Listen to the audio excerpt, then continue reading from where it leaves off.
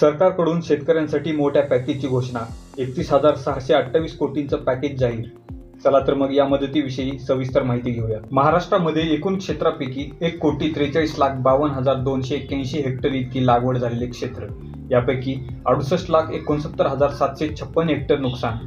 महाराष्ट्रातील 29 जिल्ह्यात मोठ्या प्रमाणावर नुकसान. त्यात 253 तालुके सरसकट नुकसान भरपाईसाठी सरकारने घेतले आहे, ज्यामध्ये 2,059 मंडळं आहेत. कोरडवाहू शेतकऱ्याला हेक्टरी 18,500 रुपये, हंगामी बागायतीसाठी 27,000 रुपये, तर बागायतीसाठी 32,500 रुपये इतकी मदत मिळणार. विहिरीत गाळ गेलेल्यांना 30,000 रुपयांची मदत.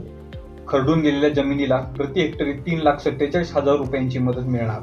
47,000 कॅश तर 3 लाख रुपये मनरेगाच्या माध्यमातून मिळणार.